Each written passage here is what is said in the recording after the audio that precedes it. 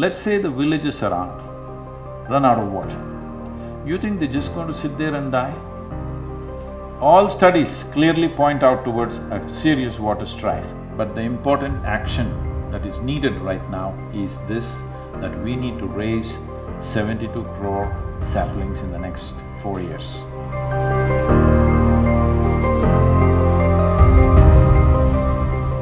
We are very happy to announce that the Karnataka Premier League, KPL, will be partnering with Rally for Rivers, Kaveri Calling, and will make this movement as their social cause partner during this KPL season. And now, to introduce today's speakers, KL Rahul, one of the most favorite cricketers from this city. He began his test debut, or did his test debut, in 2014 in Australia. He's a wicketkeeper cum batsman, as you know, and currently plays for Kings 11, Punjab in the IPL League. And he has many firsts to his credit. He became the first Indian to score a century on one-day international debut. Rahul has also set the record for the fastest Indian batsman, or fastest batsman to have scored centuries in all three formats in just 20 innings. And Sadhguru is one of the leading batsmen of the country, now batting strongly for the environmental causes, perhaps the only light that we have. Before I invite the speakers onto the stage, so today the conversation between Sadhguru and Rahul will last for about an hour, after which you will have an opportunity to pose your questions for the next 30 minutes. Thank you. And with that, I invite Sadhguru and Rahul onto the stage.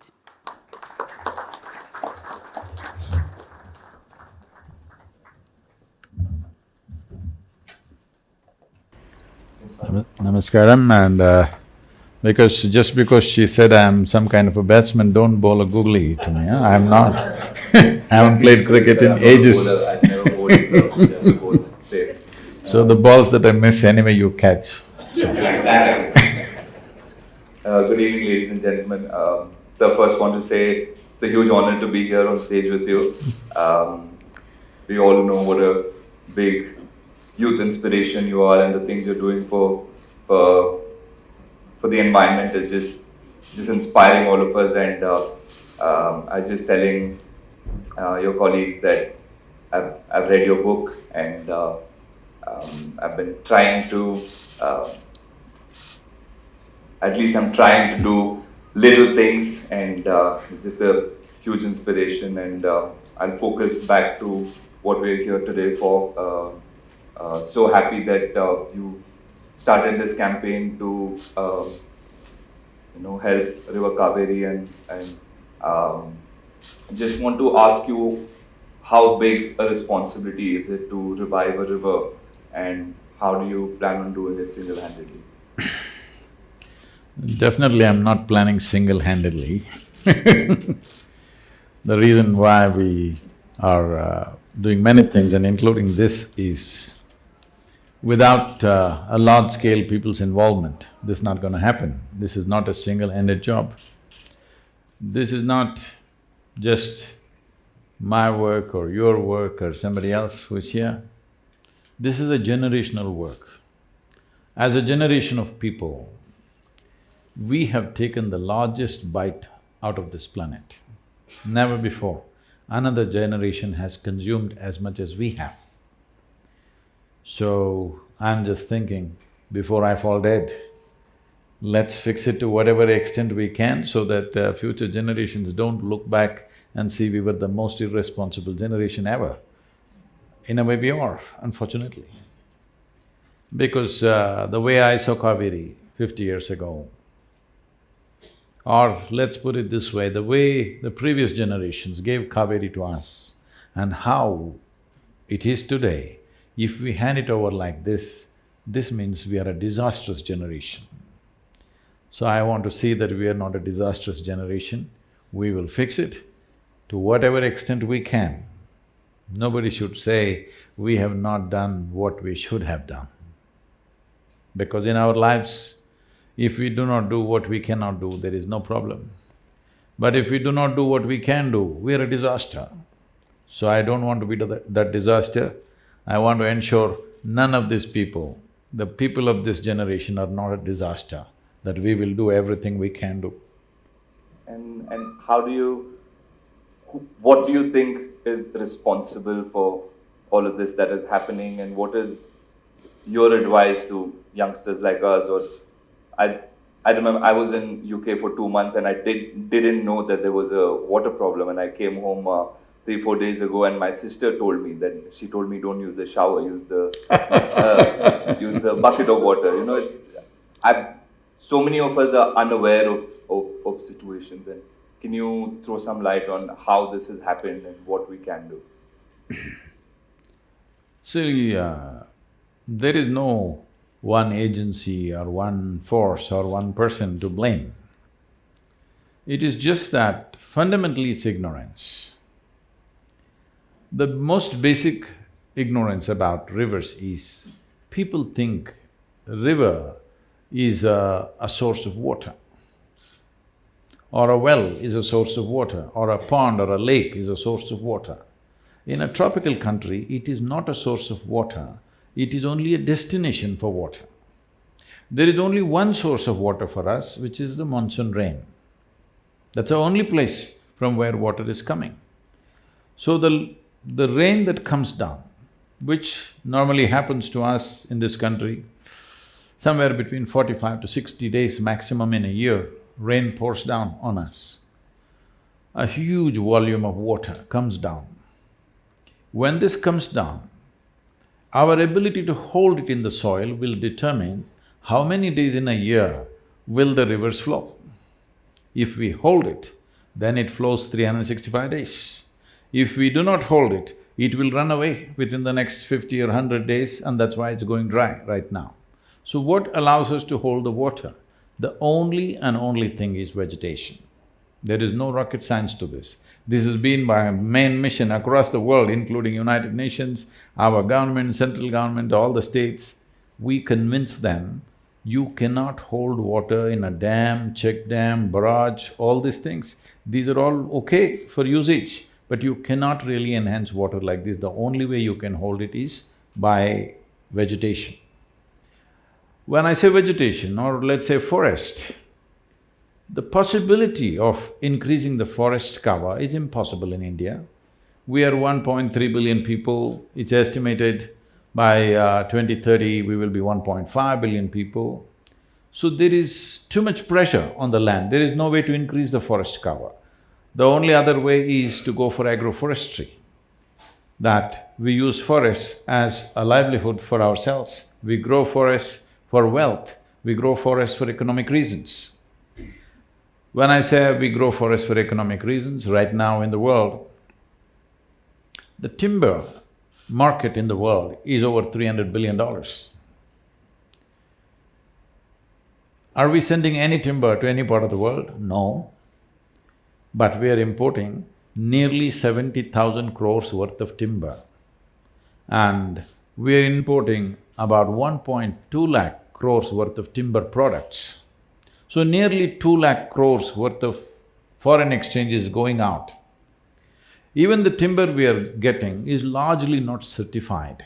That means somewhere somebody is cutting forests. This one thing we must understand, wherever they cut it, it's going to hurt us. Doesn't matter where they cut it in South America or Africa, wherever they cut it, in some way it is hurting us. It may not hurt us tomorrow morning, but it'll hurt us after a few years. So, one thing is, it is a great economic plan for our farmers, because our farm situation is such. In Karnataka, 71% of the farmers are on distress loans. In Tamil Nadu, 82% of the farmers are in distress loans. What a distress loan means is, the person who has taken the loan has simply no means to pay back. So he is distressed. It is like if you're earning 10 rupees, you took 2 rupees loan and we see that you can pay back. You're earning 10 rupees, but you have taken a 100 rupee loan, we know that there is no way for you to pay back. And interest is multiplying. So the only thing he can do is default or run away or sell the land or hang from a tree. This is a tragic condition in the country, where in the last 15 years, over 300,000 farmers have committed suicide, 300,000. The 4 wars that India has had, 3 with Pakistan and 1 with China, 300,000 people did not die on both the sides put together. Our soldiers and the enemy soldiers put together, 300,000 did not happen. But that's the number of farmers who have died in the last 10 to 15 years' time. So, this could escalate big time, or total breakdown of social and economic situations can happen because 65 to 70% of the population in this particular trade called agriculture. And there is no scale to agriculture because land holdings are so small. So, we have converted nearly 70,000 farmers in Tamil Nadu. Every year we are adding a few hundred farmers converting into agroforestry. We could go like this, but it would just take maybe another 2 to 3 generations before we achieve what we want to achieve. So right now, Kaveri Culling is an effort where I want to crush the time. In 12 years' time, we can do this if the necessary economic incentives come from the government. To one part, till we achieve 50% success, if there is economic incentive, after that even that will not be necessary because people will see how beneficial it is. On an average in Karnataka, they're earning 44,000 per hectare per year. In Tamil Nadu, they're earning around 46 to 48,000. But within the first 5 years, the first 5-year average is 3.2 lakhs per hectare. This is what the agroforestry people are earning. In the first 10 years, it's 4.6 lakhs per hectare. In 15 years' time, it is 13 lakhs per hectare. This is how they're earning. If once every farmer sees that this is the kind of benefit he has, even a part of his land, if he goes in for agroforestry, he will not need any kind of bank loans. When we come to bank loan, we must understand, well, you're a young man, you have not seen these things. When we were young, in 1969, when Government of India nationalized all the banks. You come from Mangalore or… Yeah. Yes. So, a lot of banks started from Mangalore, Canara Bank, Syndicate Bank, what is the other one? Vijaya Bank, all these.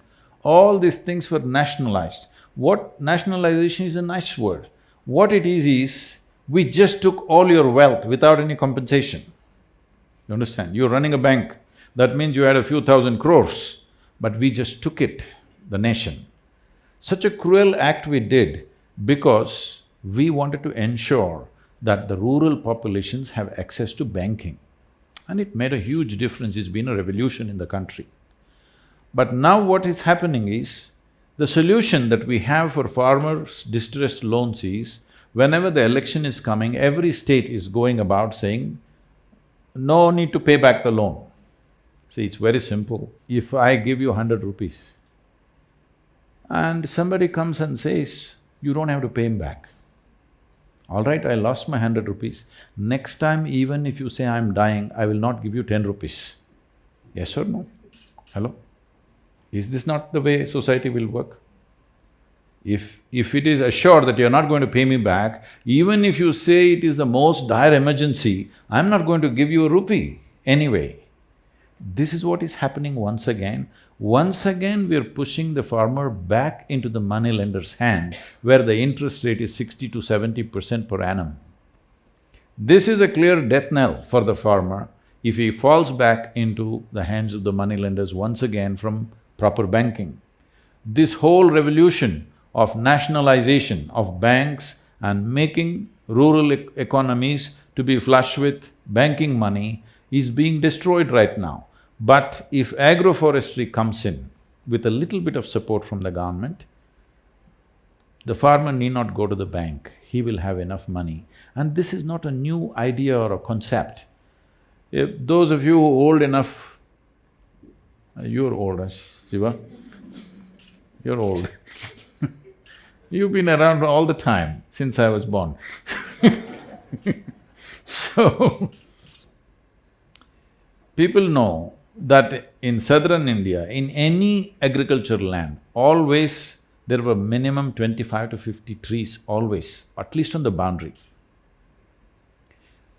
Actually, in Karnataka, I have seen people used to name the trees after their daughter, their son and whatever, because when this tree grows up, this was generally planted when the child is born, and this is named after the girl.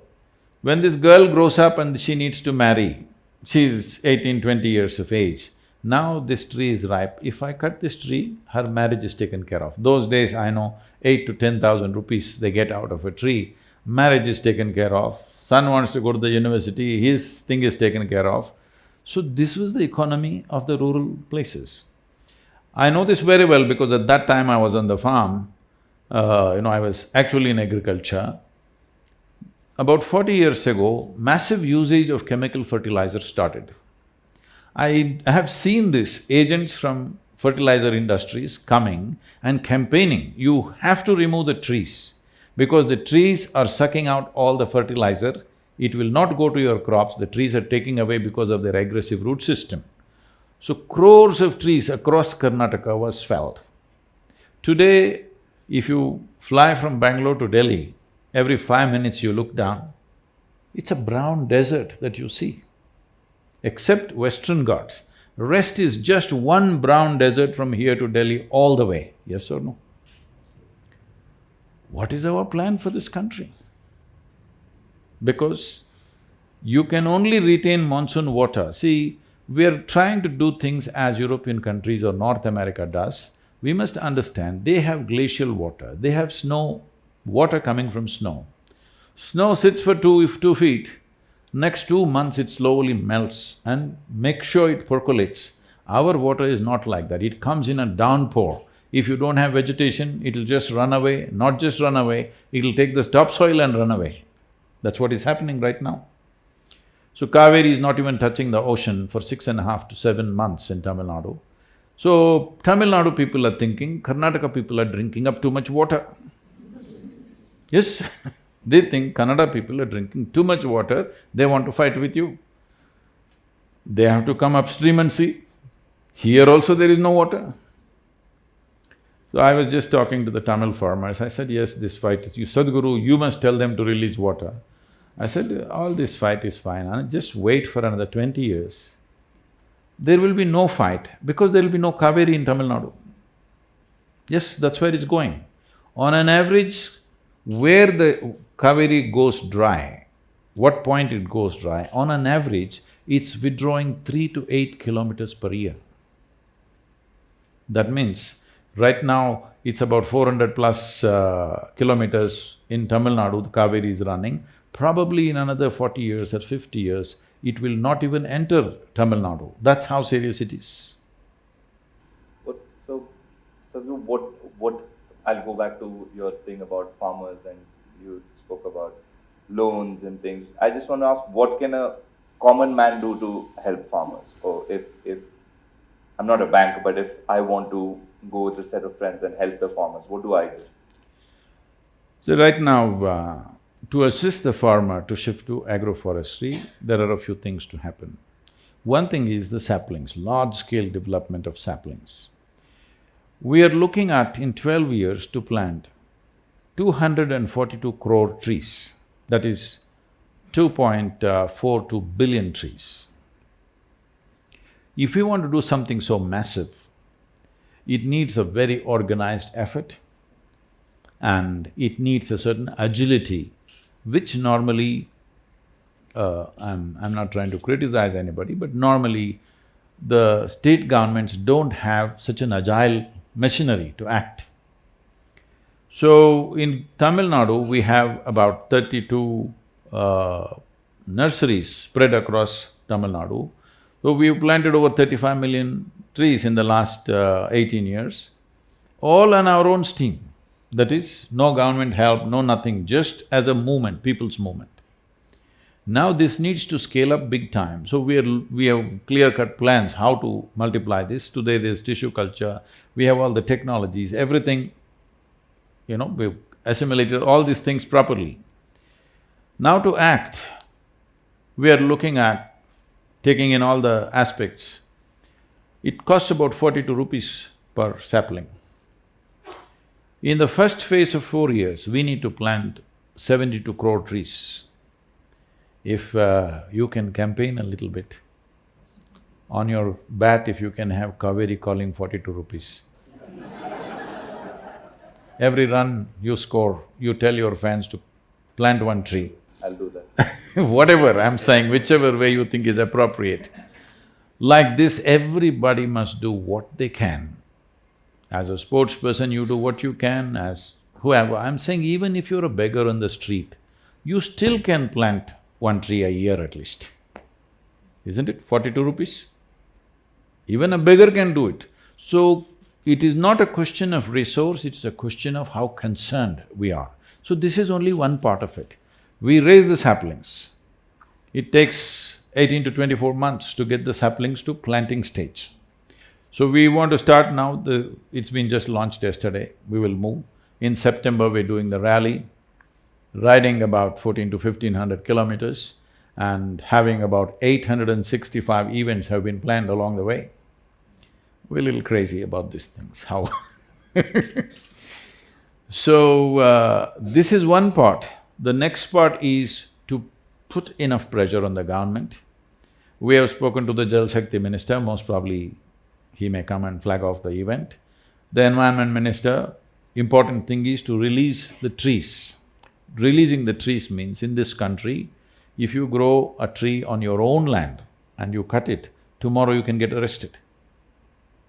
Okay? So, we got 18 species of trees released, that if you cut them, there is no problem. But still high-value trees are not released. I am saying, I have put this to the central government, the laws should become like this. Right now, there are laws.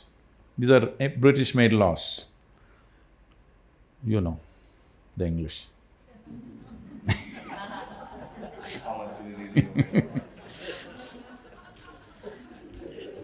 They made these laws that if you own the land, you own only the top 8 feet of soil. Beneath that, it belongs to the government. So most people do not know this, the water in your well actually belongs to the government. Today, Tamil Nadu is exercising this right. They're saying if you want to hit a bore well, you need government permission. You cannot dig a well in your land as you feel. You have to take a license, otherwise they will not let you take the groundwater because it belongs to the government. I am pushing for a law, anything that's in my land should belong to me. If I hit water, oil, gold, diamond, whatever the hell is there in my land should belong to me. It should belong to the farmer. So if I'm doing badly, it belongs to me. If I do well, it belongs to you. What kind of law is this? So, only if we hit some civilizational aspects, let's say I'm digging and I found Manjadaro in my land, then you can come and take it. Any wealth must belong to me. You can tax it, but you can't take it, isn't it? You should not be able to take it, but right now that's how it is. So we're pushing for laws like this. Above all trees, whatever I grow, as I cut my paddy or sugarcane or whatever else, similarly, whatever else I grow, I must be able to cut it. Right now, we've been talking to various governments and these funny things are happening. I was talking to one of the chief ministers and I said, this kind of laws must go. So he said, I don't think there's a law like that. I said, please ask your forest minister or secretary. So he called the forest secretary and he put it on the… the speaker phone. And he asks, like this, is there a law like this? He says, no, there is no law against cutting the tree. Then he says, no law. I said, is it true? I can't cut a tree and take it, right? Yes, you cannot transport it. What am I supposed to do, have my own cremation in my land? I cut a tree and I cannot transport it. What is it? It's for my cremation or what? I'm storing up. I'm saying a tree is a wealth. The wealth should belong to the farmer. This is very important. So as a part of this, we are pushing for a timber board. As there is a coffee board, tea board, other things, We want people to understand that timber need not necessarily be a forest produce, it can be an agricultural produce. That's what we want to change the picture. Sadhguru, we know with Kaveri depleting, it is going to cause a lot of problems for Karnataka and Tamil Nadu for sure. But why would a different state want to help?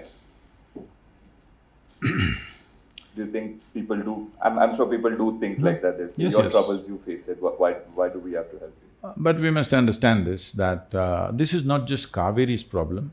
Krishna has depleted over 77%. Godavari has depleted over 42%. Narmada has depleted over 60%. Ganga has depleted over 37% or so. So it is not one state's problem or two states' problem.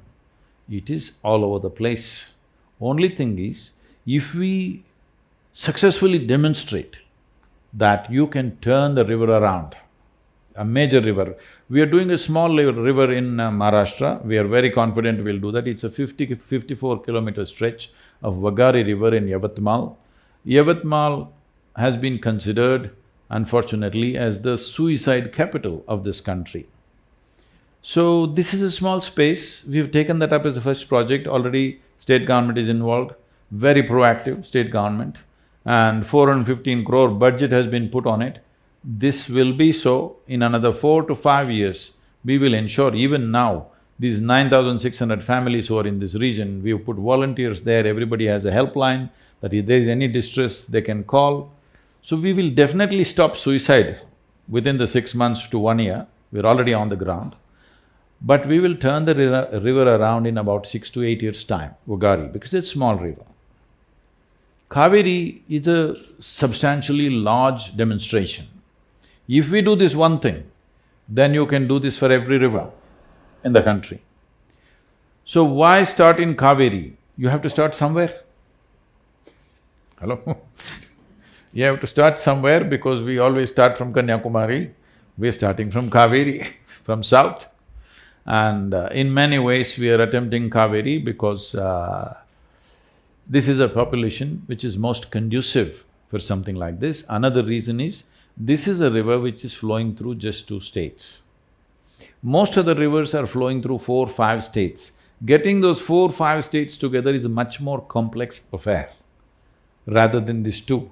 And these 2 states, right now, there is a background of water distress. I foresaw this distress almost 8 years ago, that this is going to be happening. And because there is such a distress, both in Chennai and Bangalore is getting there rapidly, I think it'll be a successful process here than anywhere else because you still can't talk to other cities.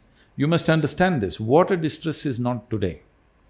If you've seen old movies, you will see the women folk are carrying a pot or a bindige, and walking, and of course the hero will go romance, sing songs around her, everything. It's all right for the actress because she's carrying an empty pot.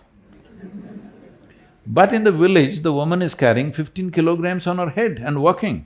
No song will come out of her, all right? She cannot even open her mouth because she's carrying such a huge weight. So we thought this is romantic. No, every day she spends half her life just carrying water. So in Tamil Nadu, it is very popular in the culture, they'll say if something really nasty is happening in a home or anywhere, they say this is like Kolai Sunday. That is, they go and fight near the tap, the women. So 2 women are fighting, they say this is like Kolai Sunday. It's become culture. So when women were fighting, women folk have been fighting at the taps for a long time, that it's become a cultural thing. Why were they fighting? Is entertainment? They were not fighting for fun. Every day they have to go and stand near the tap, there's a long queue, but the damn tap is wet only for half an hour, 1 hour. If it gets over, you have to fight and jump the queue somehow. So when women were fighting, abuses were flowing endlessly. Now men have entered the scene because the situation has become more dire. Once men enter, deaths are happening, they're killing each other. Naturally, women were doing verbal fights, Now physical fights are happening. You heard one death happened in Tamil Nadu, many fights, physical fights have happened. In UP, a pregnant woman was killed just 4 days ago because men are entering the fight now. Now killings will happen. It's not far away when this can happen large scale, because you must see, if we fail to rejuvenate this soil and this water, the civil strife that is waiting on our hands is big. It doesn't matter, cricketers, IPL has grown big, spiritual process is happening, businesses are happening, IT revolution is happening in Bangalore city. Well, in tomorrow, our scientists are putting a moon probe, all this is fantastic. But once water becomes a serious issue, the civil strife is going to pull all these damn things down. It'll put the country back 50 years within a matter of month or two, because the amount of civil strife that will happen, just imagine this. Let's say the villages around run out of water. You think they're just going to sit there and die? They will come on the streets of Bangalore city, isn't it? They will knock on your door, beg you for water. Of course you won't give because you have limited, because you're having shower, no shower, just bucket. You won't give water. Then they will break down your door. Yes, they will. Let's not underestimate this. This is not to paint a doomsday picture, because the depletion that is happening at the rate at which it is happening, all studies clearly point out towards a serious water strife. Water strife will naturally transform itself into a civil strife. So whatever each one of us thinking are our achievements in this country, everything will become nothing when there is civil strife. You just spoke about cricket, so my mind is stuck there only. KPL has joined hands with… Wonderful, thank you very much. Calling Kaveri, and I'm so happy that they've taken this step. How do you think KPL or cricket or players from Karnataka will help in this cause? As I said, the most important thing is awareness and support for the plantations.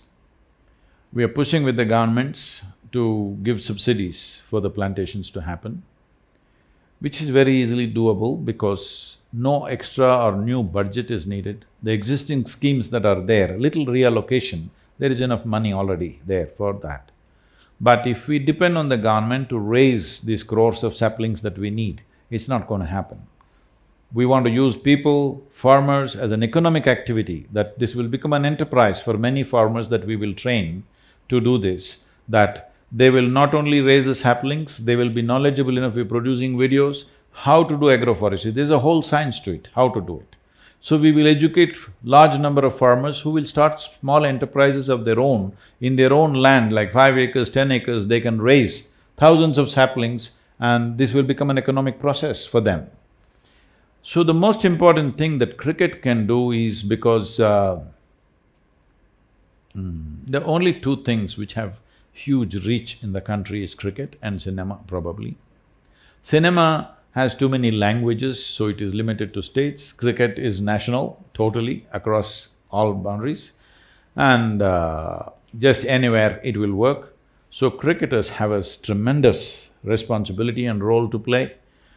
How you want to do it, I don't want to prescribe to you, but the important action that is needed right now is this, that we need to raise 72 crore saplings in the next 4 years. 4 years this plantation must happen, means in 2 years we must raise, in 4 years the plantation must be over. Then only the 12-year plan that we have, we will go by that. See, at this stage in my life, 12-year plan is not a good plan. But I've taken this, don't make it 20 years, please make it 12 years. So that the last part of my life I can golf around a little bit and goof around also a little bit. Well, let's talk about that, Sadhguru. I know you love riding bikes, I saw the video, you like to play a bit of golf, and you were talking to me backstage, you said how much you like cricket but you don't get too much time to watch it, but I think you should go in the middle and hit a few balls when the KPL is happening. It's like golf, but See. the ball's coming at a… That's what, see, that's what… See, I never took a lesson in golf, nor have I ever been to a driving range, but I have a handicap of 9. So people say, Sadhguru, how's this? How do you do this? So I say, see, when I was young, I played hockey, cricket, football, this, that. There, for 22 people, there was only one ball. All the guys were trying to grab the ball. Here, I have my own ball. And there it was a fast-moving ball. Here the damn thing is sitting. I can hit it. But I've played a little golf too, but it's hard. I don't mind the ball. Like reacting to the ball is easier than doing something to a ball that is stationary. See, sitting ball hitting becomes difficult because you're juggling too many balls in your head. I'm juggling nothing. So I hit the damn ball. Just from a sports point of view, I'd also want to ask about mindset and we constantly traveling, we're constantly playing and mental fatigue, physical fatigue, emotionally we're away from family and friends and there's a lot of things that go on in the mind, like you said, there's a lot of balls juggling, but it does happen. What could we do to maybe keep ourselves a little bit more calmer in our heads? Why are you so unambitious? Why are you saying little bit more calmer? I'll start with little and then I'll see. Like your campaign, it has to build, so… Now, let's look at it this way. You keep your hand here. If you wish, does it stay here or does it jump all over the place? It does jump all over. It does? Sometimes. Then you will get bolder. Your hand must stay right there where you want it, isn't it? Hand stays, but here… No, hand, we're talking about the hand. Yeah. Your hand, you're able to keep it right here. If you want, it'll go here, if you want, it'll go here, if you want, it'll go here. Suppose your hand became like this, it's jumping all over the place. Suppose my hand jumps all over the place, they would think I have some kind of an ailment, isn't it? Hand jumping? Maybe that Mr. Parkinson visiting us or something. So, we have to look at this. Unfortunately, in these societies, we think mind jumping all over the place is normal. It's not normal. That's not the way human mind is made. There are some fundamental aspects which there's no time or space to explore those things here, but we must understand this much. This body and this mind must take instructions from you, isn't it? No? Your body and your mind. If it doesn't take instructions from you, this body and this mind, it's more a nuisance than help.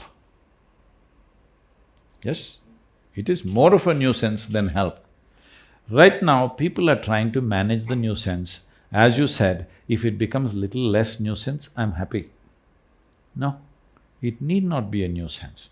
See, the reason why you physically train is so that your body doesn't come in the way, isn't it? See, the idea of training is not to put your body out there, that when I'm performing activity, my body is not in my way, it's not my tripping point. My body is behind me, supporting me, not knocking me down. That's the idea of physical training. Similarly, there should have been substantial mental training, but training means people are having a psychologist. That is when you're ill. Hello? Trying to change attitudes, it's not about attitudes, it's about understanding the mechanism of how this mental structure functions. As physiology functions, the psychological framework functions with a certain parameters. If you do not understand that and handle it, then it is only by chance on a certain day you are in the zone. Rest of the time, it's a risk. The rest of the time you're chasing that mindset where, some days, like you said, some days automatically you end up in that mind space, in a good mind space. And after that, that is where you want to be. So rest of the time you're chasing it. See, a game is subject to various realities. It's not all you. There's also somebody who's throwing the ball in tricky ways, all right? It's not all you. You're only 50%. The other 50% is there all over the place. So that 50% must happen. You cannot do 100%. Even if you're as brilliant as you can be, you could be gone first ball. That's the nature of the game, all right? If that nature of the game is removed, then there's no game. If every time you can hit it, then there's no game. You cannot hit it, that is the game, isn't it? So leaving that part, this 50%, which is your 100%, that must happen every day, even if you change your underwear. I'm saying, whatever that lucky charm that you have, for somebody it may be some kind of a pendant, somebody it's a mantra, somebody else it's an underwear, it doesn't matter what the hell it is, but you're trying to hang on to something to create some kind of a mental sense of confidence. There are two ways to work. Either you can work with confidence or you can work with clarity. See, right now, if I ask you to walk from here to there, or anybody, if I ask them to walk from here to there, they will walk up and down, no problem. Why? It's clear, the lights are on. Suppose we switch off the lights and make this hall pitch dark. If I ask them to walk, now they will struggle. Why? Now they need confidence to take the next step. Why? Because there is no clarity. So people think confidence is a substitute for clarity. It is not. What you need is absolute clarity, not confidence.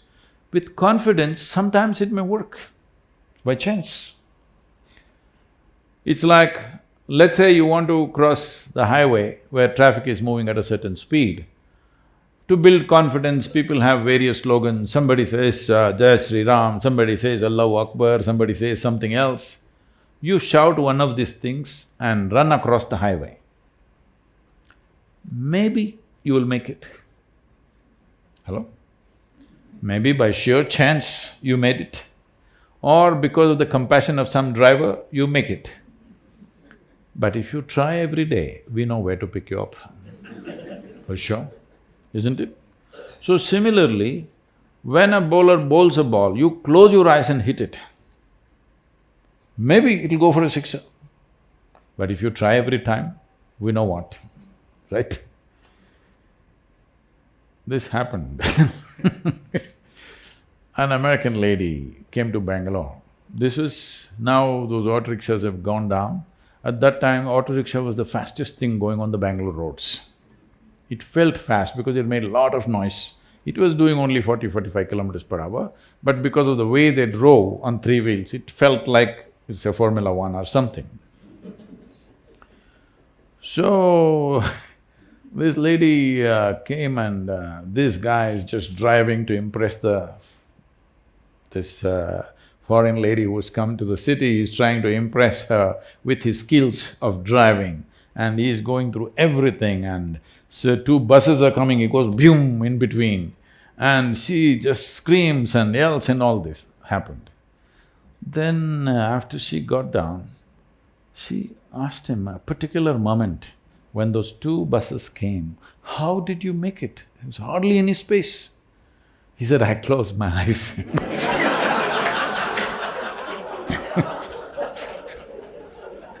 So she came and told me, those terrible three-wheelers.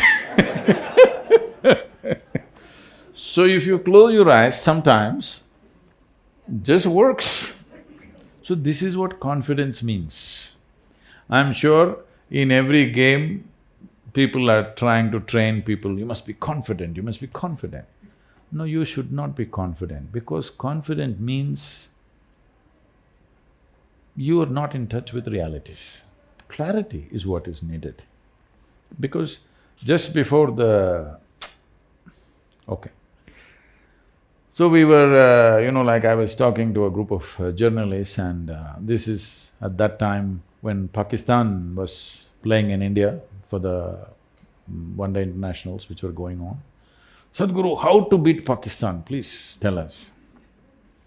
I said, if you want to beat Pakistan, you don't call Indian cricket team, call Indian army.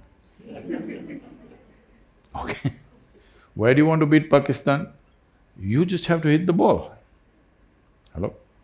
You just have to hit the ball. I was training this, Indian hockey team and at one time, and later after 3-4 years, I'm walking in Chennai airport. KPS Gill was heading the thing. And all these… that old players who came to us, the senior players, they were all out. Whole bunch of young players, almost 6 or 7 of them were all tribal boys from Delhi, Turkey to others, all 18 to 22 age group. These boys are for the first time going out of the country for championships trophy to Germany. They're all wide-eyed, they've never traveled outside and it's the first time. And they're not from cities, they're tribal boys. So somebody is giving them pep talk in Hindi, I can't repeat all the words. He's saying, "Desh ka izzat aapka," something. Your parents' honor is in your hands. 1 billion people's hopes are in your hands. Like this, he is giving pep talk. These boys are 1 billion people's stuff sitting on their head. Then I was passing by, KPS Gill saw me and said, "Sadhguru, can you say something to the boys for the first time, they're going out of the country?" So I said, "See, you know how to play hockey?" They said, "Yes." I said, "I don't think you know how to play hockey. You don't know how to play hockey, that's why you're looking like this. You're looking like this because you obviously don't know how to play hockey." "No, we know how to play hockey," suddenly their pride. I said, "If you know how to play hockey, first thing is forget the 1 billion people, forget your maa-baap business.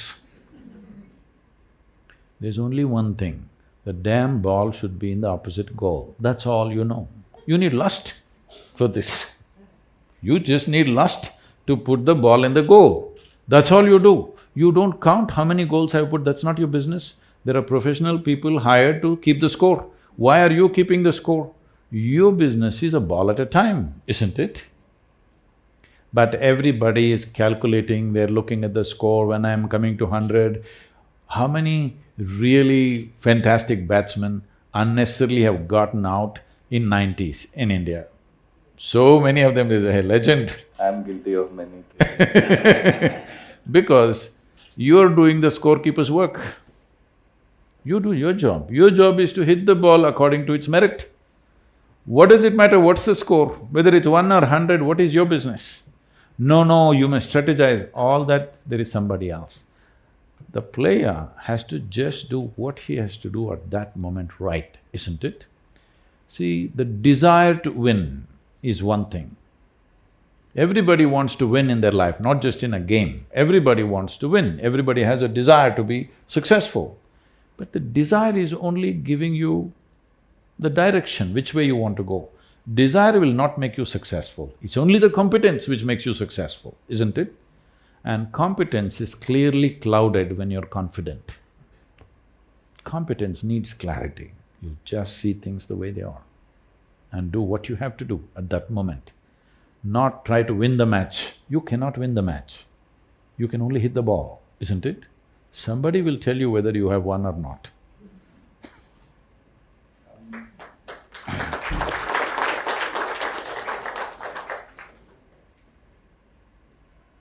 Happiness, there's… Professional happiness makes me the happiest. Being happy with family, that's a different kind of happiness. But when I score or when we win a game, that… I feel like I've lost it somewhere. I don't know which makes me more happy.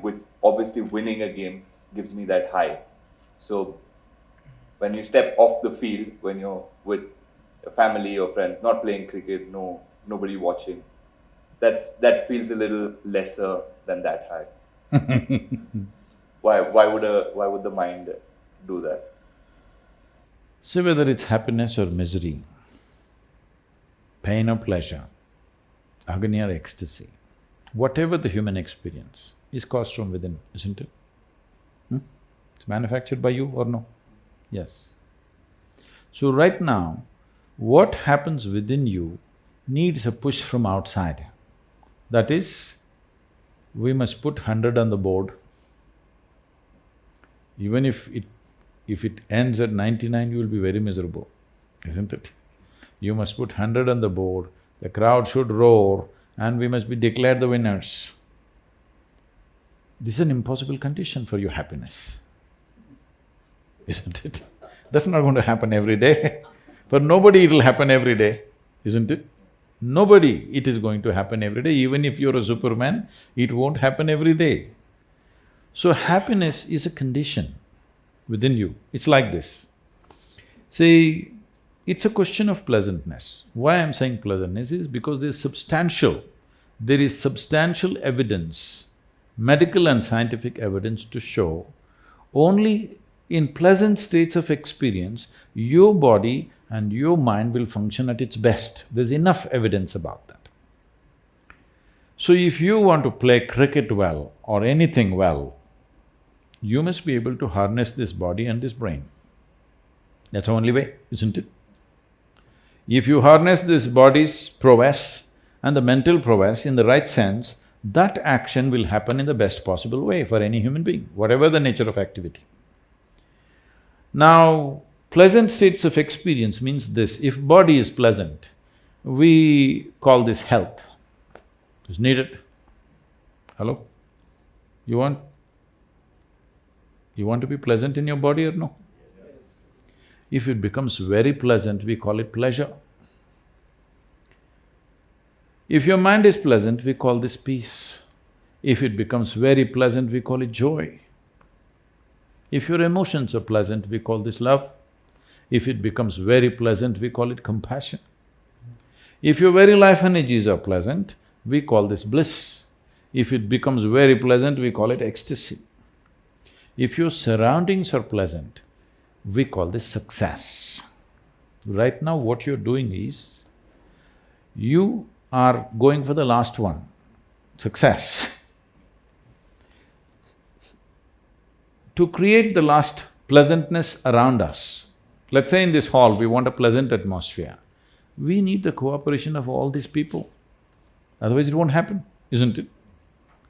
But I want to be pleasant in my body, mind, emotion and energy is 100% my business, isn't it? This one thing if you do, that your body, mind, emotion and energies are always pleasant. Now, outside pleasantness, it's a question of skill. It's a question of times in which we exist, I'm saying. Suppose you were here in Bangalore city, let's say 500 years ago, you wouldn't be playing cricket, maybe you would be breaking coconuts or something, I don't know. Yes or no? So what we are doing right now is just a consequence of time, isn't it? Because of the times in which we exist, we are doing certain things, that's not the important thing. The important thing is, my body, my mind, my emotion, my energies are at highest level of pleasantness. If it's like this, if I'm ecstatic, will I hit the ball well? What do you think? I think so. Yes, 100%. Because your body and your mind will not come in your way. There are other things, of course. Outside situations are there. Maybe it's a ball that nobody can hit sometimes. That's a different matter, but you are not the issue. This one thing everybody must do in their life, in your life, you're not the issue. There are 1,000 other issues to handle. But this should not be the issue. Once this is not the issue, you will effortlessly handle other issues. This doesn't mean everything will work your way, but what best you can do will happen in your life. As I said earlier, what we cannot do, it did not happen, that doesn't matter. What we can do did not happen, this is a disaster, isn't it?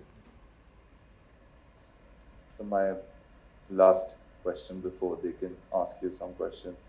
Can you elaborate a bit on how this 42 rupees will be used in the project, and you can throw some more light on that? The detailed breakup we can give, this involves this kind of activity. One thing is, our volunteers are on the ground. Let me explain what is a volunteer. When we did the Rally for Rivers, the entire Isha Foundation is a volunteer force. But apart from that, when we went for Rally for Rivers, I gave a call to the youth of this nation that for 3 years, if you can focus your life on India's rivers, we can make a huge difference. So they said, but Sadhguru, we don't know anything about river, we don't know what is environment, how to fix it, what… I said, you don't worry about that, we run a 4-month-long training programs for this. I said, there's only one qualification you need. That is, you must suspend one thought in your head. That is, what about me? This one thought you suspend for 3 years, I will see, we will make you into a Nadivira. Hundreds of them came forth. Many of them resigned well-paying jobs. A few of them halfway through their PhDs, they dropped their studies and they are with us. Now, for Kaveri calling, we are going to call many, many more. In Yavatmal region, they're meeting every family. They're just on the ground, meeting every family in the region to make sure they know what they need to do to come out of their present situation. This is what has not happened in this country. The last mile, nobody is willing to walk. Somebody makes the policy up there, somebody allots the finance, somebody eats up half of it somewhere, all kinds of things happen. But nobody is going to that last man and telling him what he needs to do. What is it that he needs to do? Unless he does the right thing, there is no solution. It is just academic, we are just talking about it. Solution will happen only when it touches the last man. Fortunately today, we have various kinds of mediums through which we can communicate. We don't have to necessarily physically meet 5 million farmers in this region. We can communicate in many different ways, we will be using every possible means to do that.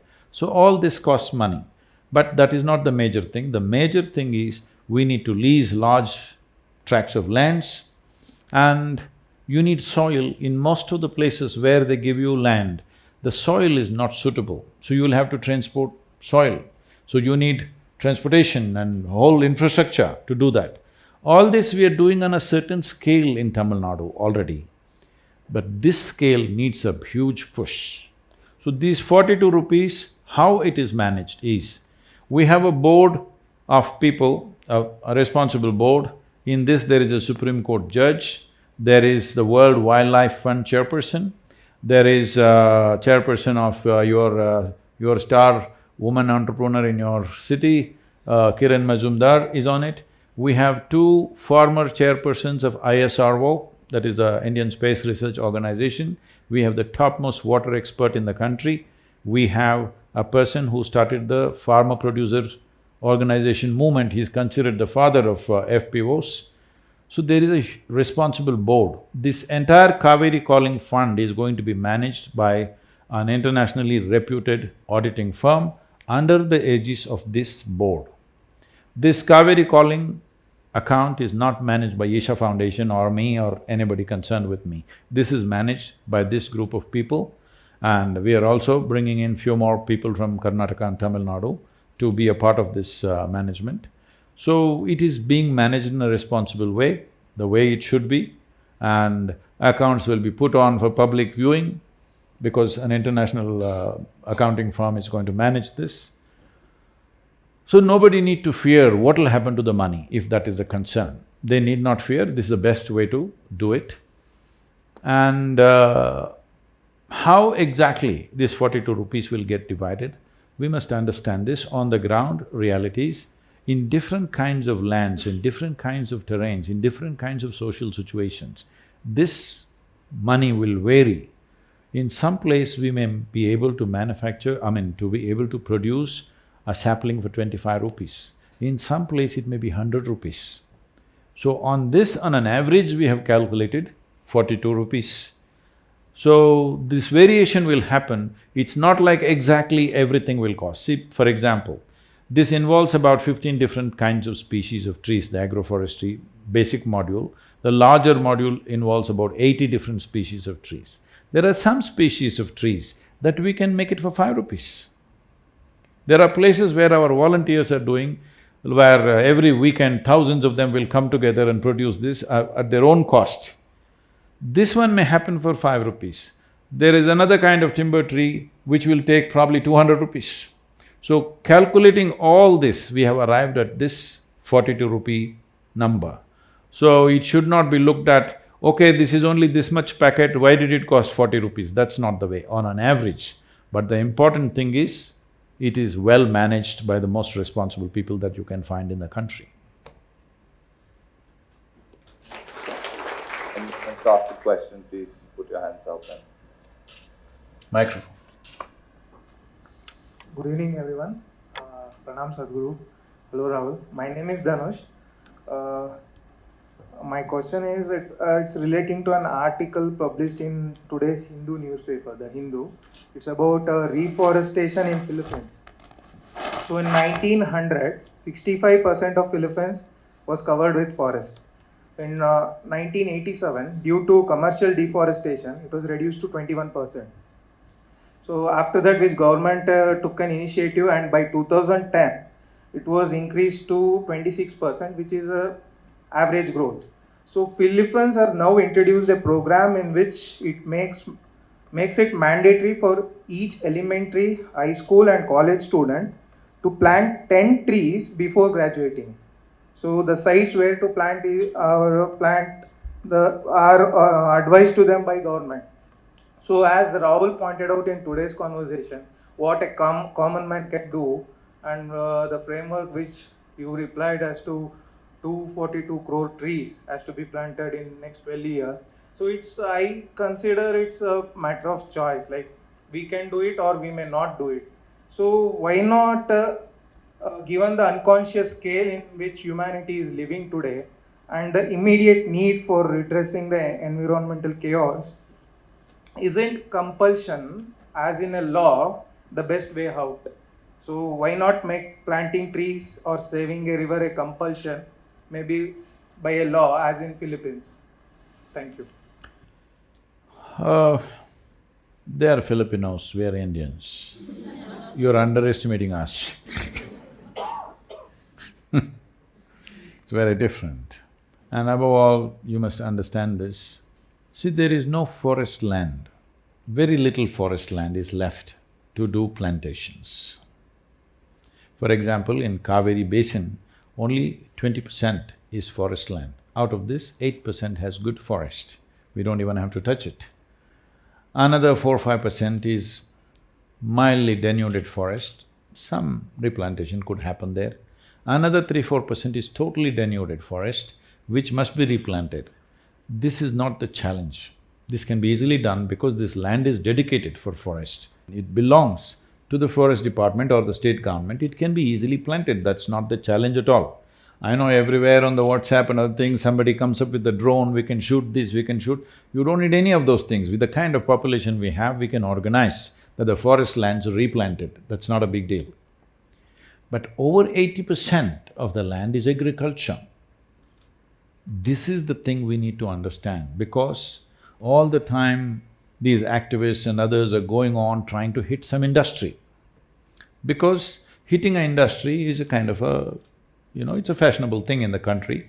When you want to hit somebody, hit some industry and say, they're doing this, they're doing that. Though all of us are consuming those products. You must understand, industry in India occupies less than 1% of the land. Agriculture in India occupies 84% of the land. People do not know the difference between polluting the river and depletion of rivers.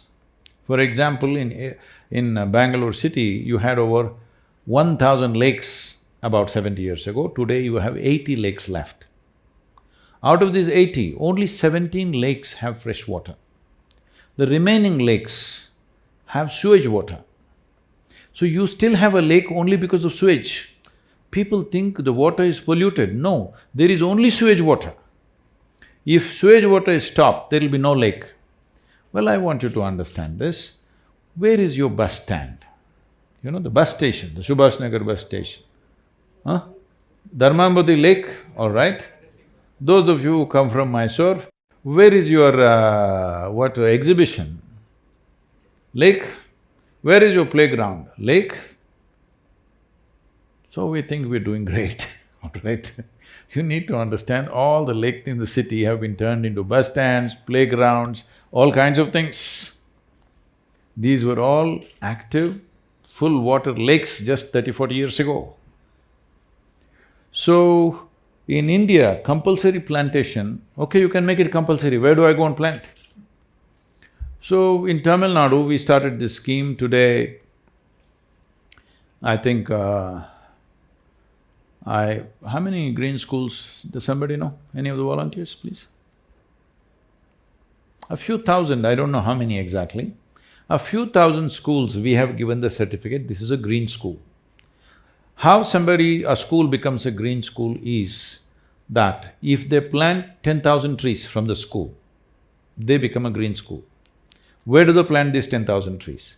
So they raise 10,000 saplings and distribute to the local farmers and ensure it is planted. It is all planted in different lands, but 10,000 trees have gone. If the school takes care of this becomes a green school. And we started another scheme, see, children like pets. If you get a dog or a cat, in India, in villages and small towns, though a dog's life may be 12, 14, 15 years, most of them get run over by the time they're 6 or 7 years of age. So your loved pet get crushed on the street, you feel terrible. Everybody goes through a 12-year heartbreak with dogs and cats. So I brought this idea, you have a tree as a pet. It'll grow bigger than you, it'll live beyond you, you can enjoy it all your life, and you will be doing a great service to the land and the people and the animals and every other life.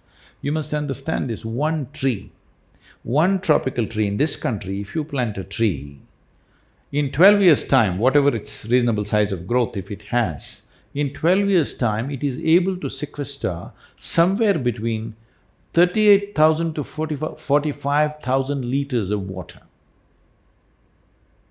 So when we talk about this 242 crore trees, what it means is, it can sequester anywhere between 9 to 12 trillion liters of water. To give you a perspective, right now Kaveri river that is flowing, the total volume of water in the Kaveri river is 21.2 trillion liters.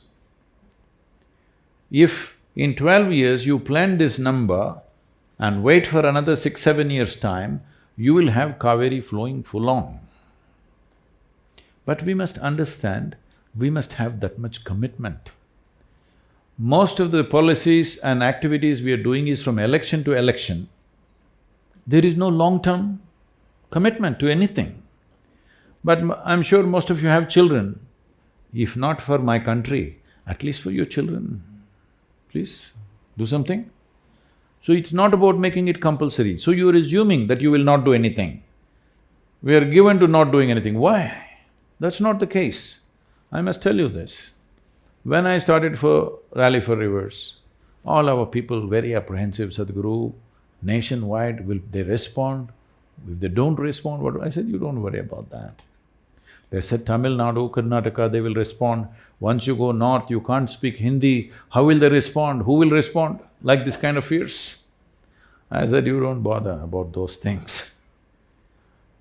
162 million people responded. Never before for any movement, in 30 days' time, 162 million people responded. So as I went, what I saw was, it was phenomenal to see this, because in every village, men, women, children waiting. I must tell you this, it really…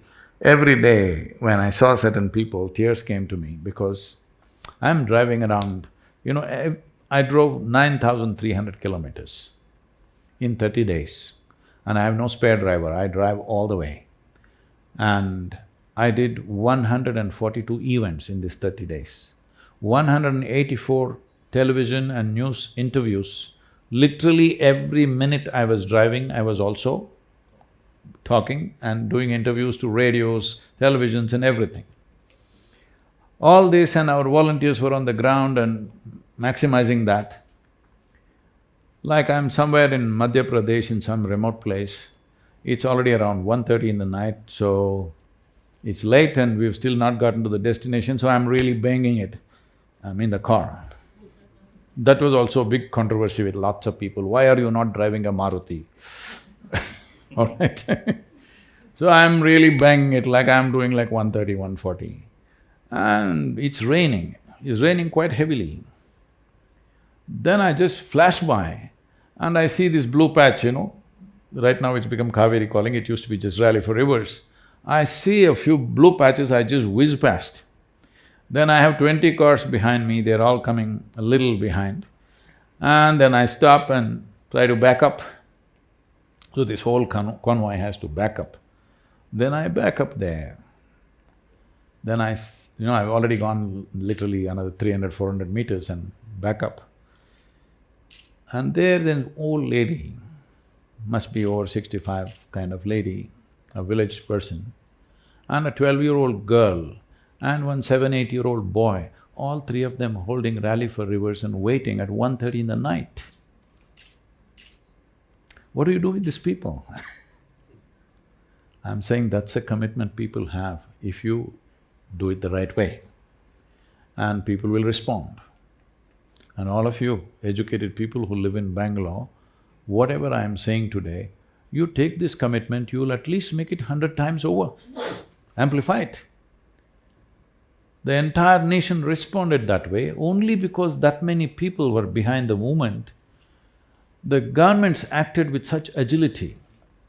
I gave the Rally for Rivers document, which is a 760-page recommendations for how to manage rivers. When I gave this to the Prime Minister at 6:20 in the evening, I put it in his hand. Next day morning by 11:30, we get a call from the Prime Minister's office that he's formed a special committee and they want the soft copy. I thought, this is fantastic.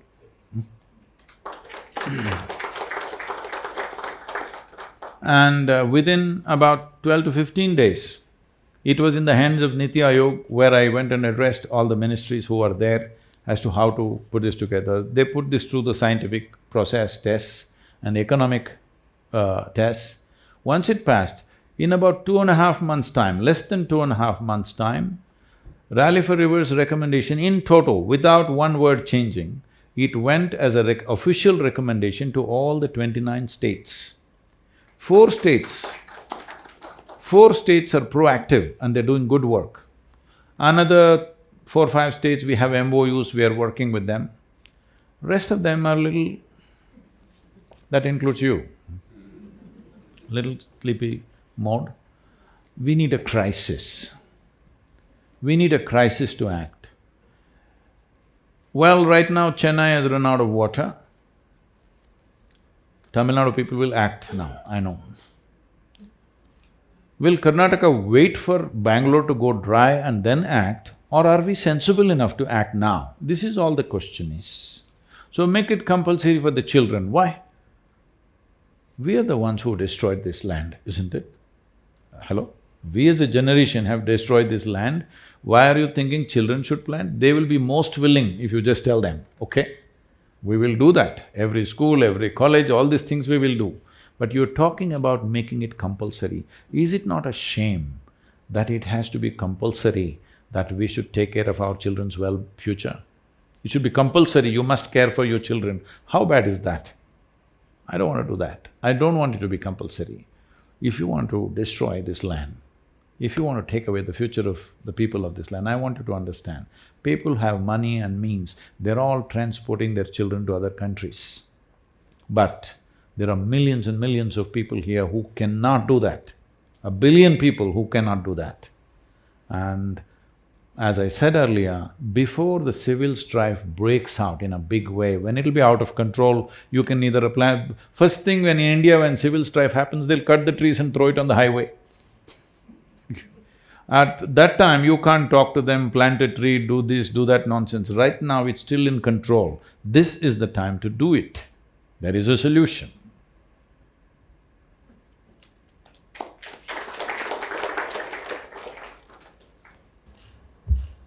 Pranam Sadhguru. My question was like, obviously in a city environment, we always find it very constrained where to put the plants and how do we engage. I remember when I was in school, we had planted trees, and when I went there back after 10 years, I could still see that tree, and it happened with all of my friends. And there was always an emotional connect with that, okay, what these are the trees that we had planted. In a city, obviously there is a responsibility aspect of it, but do you have any special ideas about like where can we help in the sampling part of it, like putting the saplings, or Yes. where is the land to plant those trees, so that at least we can feel the action as well, not only just about, okay, not I So- I do something in social media. There are two ways to do this now. One thing is you just contribute 42 rupees per sapling. I'm not saying only 42. How many trees do you want to do? That many. That's one way to do it. But you don't have the money, but you have the time, all right? This is always the case. Those who have the money don't have the time, those who have the time don't have the money. So, you don't have the money. Can't you raise 125 saplings in your home and after 1 year you hand it over to us? We will hold schemes and plans for all these things, how every citizen can participate, how every adult, child, man, woman, everybody can participate. These things will be unleashed, we will put it on the social media, how to do it, where to do it, everything. But in your home, even if you're living in an apartment home, 25 saplings you could raise, isn't it? You will have the joy of seeing them growing in your balcony. Possible or no? Even if you have a two-bedroom house, you can still do it. Yes or no? So you either give the money, or where we will do it in large-scale nurseries, which is more efficient way of doing, because gathering this from every home is going to be a serious challenge. Because transporting saplings long distances is going to cost us so much. We will be having nurseries all along the Kaveri basin, which is 83,000 square kilometers. I want you to understand the scale, you understand? It's 83,000 square kilometers of land, because this is a serious problem that in people's understanding, why we took up Vagari river is because it's a tributary. See, people, if you say rivers, you say… ask anybody, what are the rivers in India?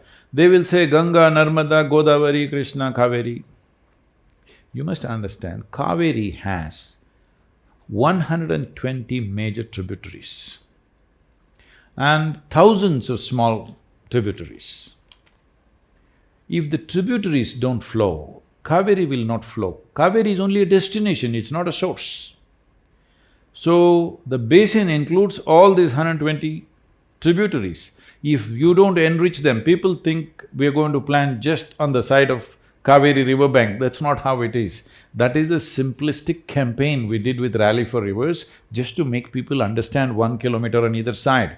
That is not the plan. You must understand this idea that catchment means people think it's somewhere in Madikeri or that Coorg area, that one valley is catchment. No. In tropical land, every square inch of land is catchment. You need to catch the water that comes down and hold it in the land, put it into the land, because it is not just the river, it is the aquifers. If the aquifers are not full, they will suck away all the river water.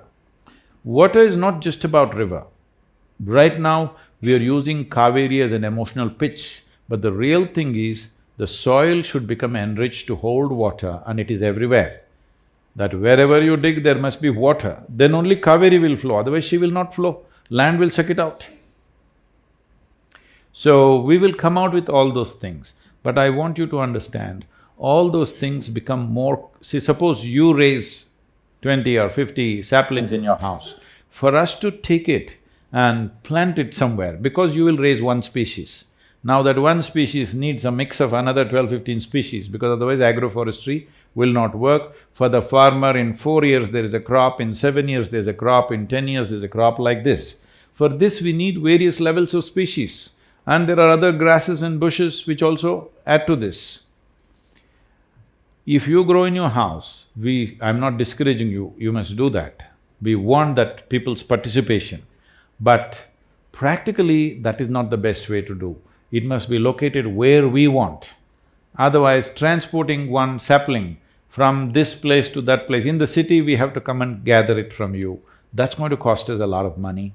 Well, we can do it on a voluntary basis, that all of you bring it to one place, but that preservation, let's say we gather it in some school ground, we have to water those saplings. If we cannot water there, it starts drying up, then the media will start making scandal out of it. See, these people got the saplings and they couldn't water it. I'm saying there are many complexities. I want you to understand, I'm made like this. When I sit down and look at something, I think of every damn problem there is. every damn problem there is. I don't tell all those problems to everybody around me because they will fear it'll not happen. For every problem there is a solution. It is just that we need to do in that precise manner, all right? Ask him, for every ball does he hit the same shot? Hello? No, for every ball there is a precise shot. Last shot was a great shot. This shot, the ball was different. If you try the same shot, you're back home. Isn't it? The same goes for every aspect of life. This strategic approach to ecological issues in the country has just never happened, you understand, till now. This is the time to do it.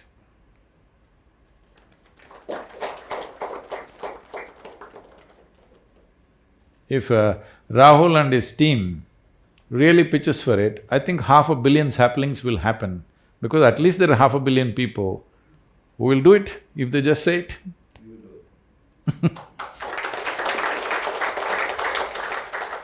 Good evening, Sadhguru. Hey, what are you doing here? Came to hear you. So I have two questions. One is, when are we playing golf next? I'm playing tomorrow, it's up to you. Okay.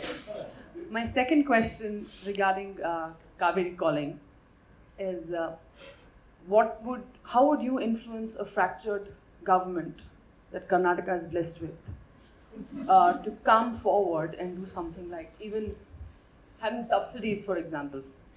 What happened in Coog in August? Don't go there, don't go there. No, I need to go there because there's something very important that happened. What happened in Coog in August had collected 350 crores in the Chief Minister's Fund. 10% reached the people. Now we have a fractured government where we don't have the confidence the government will do something. So if you have a movement like Kaveri calling, how do you propose that you would be able to influence this fractured government to do something? People's involvement will be there because we collected 190 crores out of 350 crores that came into the Chief Minister's Fund. But nothing came to the people.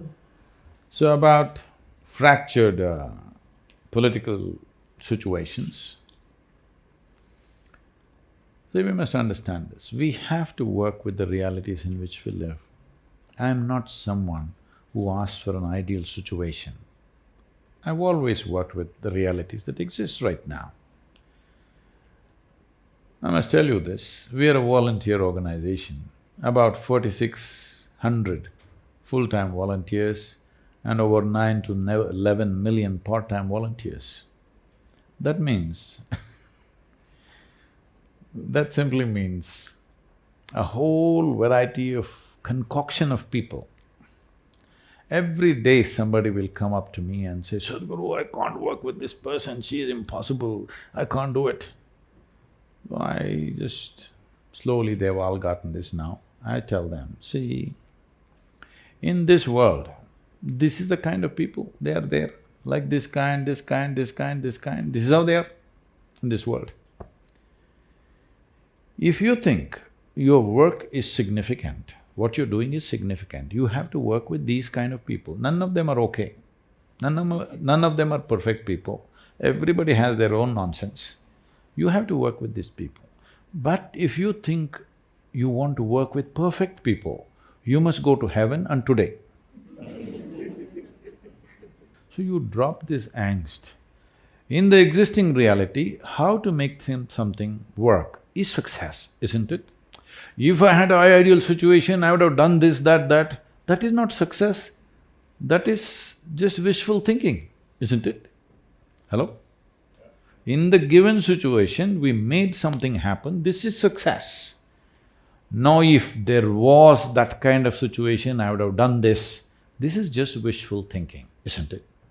So let's not waste time on that. One way or the other, in the next couple of weeks, it'll sort itself out. Right now, this thing for incentives for the farmers, I think in Tamil Nadu it's moving in the right direction, simply because the crisis is staring in the face. So they understand action is inevitable, there's no more a choice. So they're moving there faster, going not as fast as I want, but it's going there. Before September, I think we will achieve that, the incentives for the farmers, because the budgetary requirement is not challenging. In Karnataka, we have presented this to the government, but as you said, it's fractured. When there is a fracture, there is pain. When there is pain, people don't do anything. That is a reality, but the thing will happen, there is time. So, we have a counter plan for this. If the incentive comes, we will go about campaigning in every village in the Kaveri basin. I want you to understand, this covers over 100 taluks. So this is many villages and over 5 million farmers, but we will campaign in such a way every one of them will get the message that there is an incentive. And of course, government machinery also will announce that there is an incentive.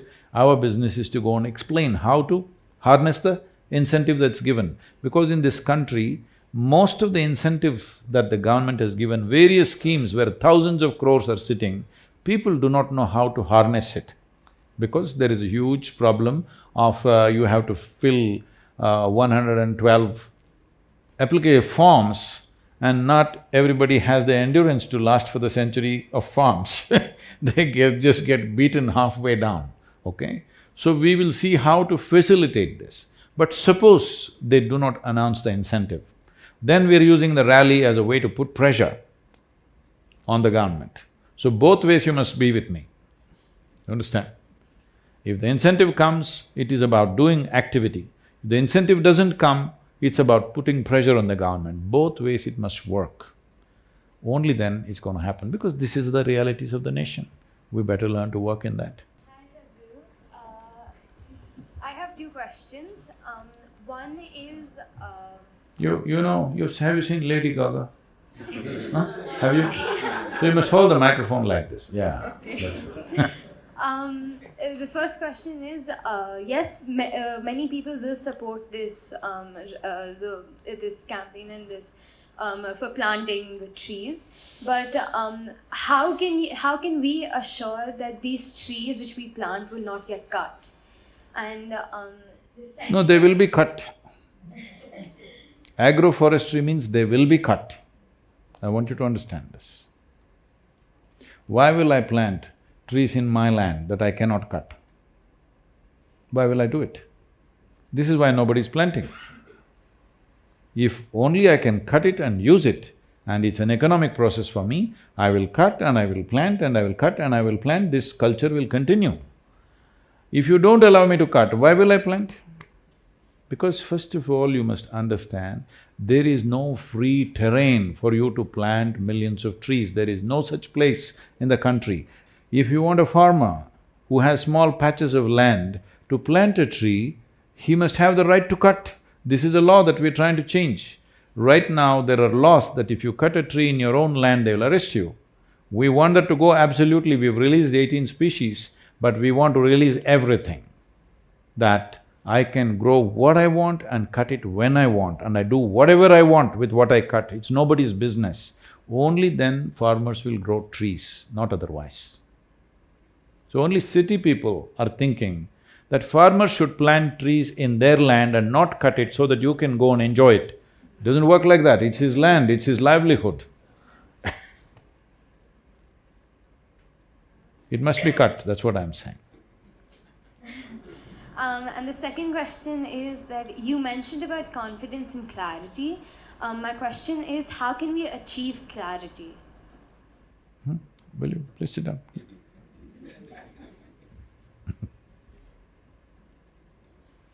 See, suppose your eyes are a little foggy, you go and get glasses, isn't it? Suddenly you wore your prescription glasses, suddenly everything is clear. So you did not improve the world, you only improved your eyesight, isn't it? Hello? Suddenly the world looks better. The world you did not improve in any sense. So you must understand, confidence is about action. This is not about action, this is about the way I am. My eyes are clear. What I will do with it?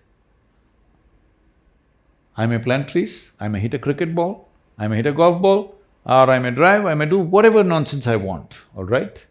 The important thing is my eyes are clear. So I'm only enhancing my faculty.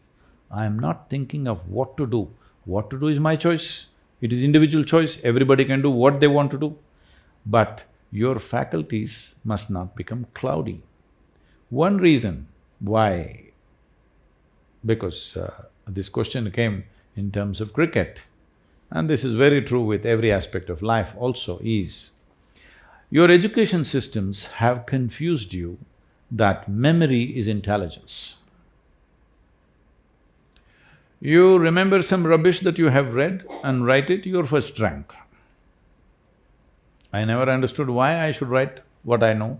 I never wrote anything in my test papers, always consistently I got 6 zeros throughout my education because I didn't understand why I have to vomit whatever I think I've read. So, we have misunderstood memory as intelligence. All these people are going to have a deep shock in the next few years because artificial intelligence is coming. My phone has 100 times more memory than you. That's why it's a smart phone. You call somebody smart only because it's smarter than you, isn't it? Hello? You will say somebody is smart, why? He's smarter than you, that's why you're calling somebody as smart. If he was not smarter than you won't say he is smart, isn't it so? You will say he's dumb.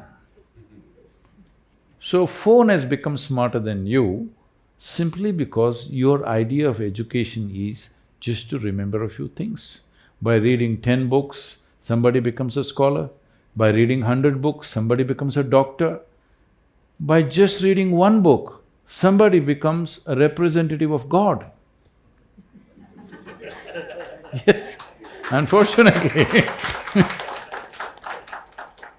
this is the best qualification you can get. By reading one book, you become God's representative on the planet. Fantastic, isn't it? So, all those people who are living by memory are going to feel utterly stupid in the next 5–10 years. It's time you do some inner engineering to be relevant in this world, otherwise you'll become irrelevant. They're inviting me to all kinds of artificial intelligence conferences in the world, and they're asking me to speak about this and that. I said, why are you inviting me to artificial intelligence? I'm not artificial intelligence. They say, no, Sadhguru, the problem is what will we do? Professors and scholars and others, they're worried, what will we do? Well, you will have nothing much to do, you will be of no significance. It's just like this. See, let's say 500 years ago, if you had really big muscles like that, we would make you king of Bangalore because you're so muscular. Today, maybe we'll put you at the gate of this hotel as a security man. That's the best job you can get. So I'm saying, bouncer. So, man's muscle lost relevance because why? Machines came, isn't it? The power of the machine neutralized man's muscle. This is the reason why so many women are sitting here today. Not because of some liberalization that's happened, simply technology, machines came and neutralized the power of man's muscle, and suddenly women also can come and sit here. Yes, that's a reality. Now people who have instead of muscle, now the focus has shifted to memory. Those who have a certain amount of memory, they're strutting around. Even when I was in school, I always wondered, these people who just read a book a few years ahead of me, why are they strutting around like they're superior human beings? All this nonsense will go with artificial intelligence. You need to have something worthwhile within you, not memory. If you say something from your memory, I will pull out my little gadget, it knows everything that you know. Today, nobody is consulting their grandparents and parents for anything, they're asking Alexa, tell me this. Yes or no? So, you need to understand this, that clarity will come to you only when you're not contaminated by memory. When you know how to keep your memory aside and simply look at things. This needs little training. Your education systems have messed you up, making you misunderstand memory as intelligence. Intelligence is a different dimension, memory is a different dimension. These two things, if you hold it separately, you will be crystal clear every moment of your life.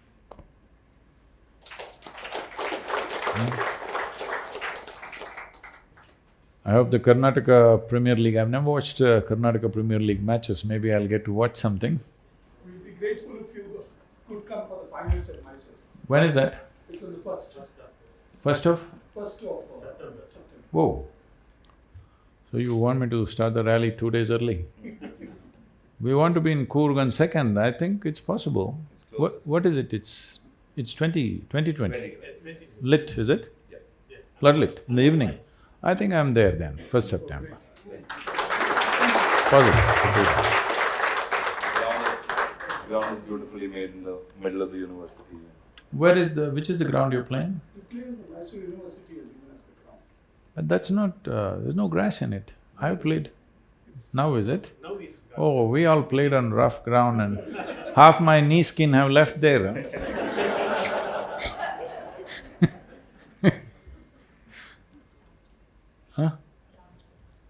Huh? Okay, anyway, with the… what do you call it? KPL, Premier League. So, we wish you all the best. I heard that it's on till 2009, right? That's what they said. So, let this happen. I think finals I'll be there. 1st September I'm on the way anyway. So, it's important that the cricketing world stands up for this. And this is not one day's work. As I said, this Kaveri is a 12-year project. I feel in a matter of 5 to 6 years, if we have pushed it to a certain volume, the rest of the country and the rest of the rivers and river basins will pick it up by themselves. It's bound to happen. We will make certain policy changes at the center level, but the problem is, river is a concurrent subject. That is between the center and state. Center can only recommend, it's the state that needs to act. So the political scenario in the country is such now, most of the states are ruled by one party. I think this is the best time to make it happen, because if we convince the center, it can happen on all these states quite effortlessly. So we're… that way, I think politically, we're in a good space for national movement, but we need to show Karnataka and Tamil Nadu has this responsibility of showing a massive level of success. Then only it will take off everywhere else. Namaskaram, Sadhguru. I just wanted to ask you one thing. What are your views on the Mekidatu project which is being planned by the Karnataka government, and it is said that the Karnataka government is claiming that it will end the Bangalore water woes, but it is vehemently opposed by the Tamil Nadu state government. And it's also said that this project will wipe out 52 square kilometers of core forest area. I just wanted to know how this Kaveri Calling initiative will address this. See, everywhere in the world, people have understood what is the science of hydrology. And whatever they did 100 years ago, they're all changing it. In United States, over 900 major dams have been decommissioned because they see this is the most disastrous thing you can do. In India's geography, almost there's simply no room for building more dams unless you want to completely destroy everything. You must understand, an average temperature of over 32 to 35 degrees when it is there, if you hold water in a large lake, the evaporation in about 90 days is approximately 65%. So you want to evaporate all the land, all the water that is flowing through this is all knee-jerk kind of thing. So you're only talking further about how to exploit more. Instead of seeing how to revitalize, we are still thinking how to exploit more. Because most governments unfortunately think election to election. There is no long-term thought. But we must understand ecological situations have to be thought 50 to 100 years at least. At least 50 to 100 years. You can't think 3 to 4 years. This is 3 to 4 year thought. Right now we are in power. The problem is just this. See, if a particular government or all of you, if you plant millions of trees, your nameplate will not grow on the tree. That's a problem with the tree. But if you build a dam, you can carve it on the stone and put it there. Many dams in Karnataka have gone dry, all right, already. But your nameplate is there. This foolish man built this dam. I want you to understand, there was a time when the English suddenly left us in 1947, there's no infrastructure in the country. Something had to be done to survive. That time we did desperate things, built all kinds of dams, whatever. It's okay what we have done, we don't have to do post-mortem of that. But that time is over. Now there is a whole deeper understanding of everything, how it works. Now you're still talking about what we did 50 years ago and say, I will do the same thing. Because you have no sense of what's happening now in the world. And this is a tropical country. Holding water is not the solution. We need to generate water in the groundwater. We must understand India is the only country which is exploiting over 80% of groundwater. I'll tell you my experience in Bangalore. This is almost 40 years ago when I was running a construction business, and we got some contract in Majestic area. We were supposed to put concrete columns. We just dug 5-6 feet. It's full of water. You won't believe this. Every pit we put 10 HP diesel engine motors, but we could not empty the water, we could not put concrete into that. That's how it was. Today, I don't know, maybe you have to go 500 feet at least. Huh? In this city area? 1,000 feet. So you know what you have done.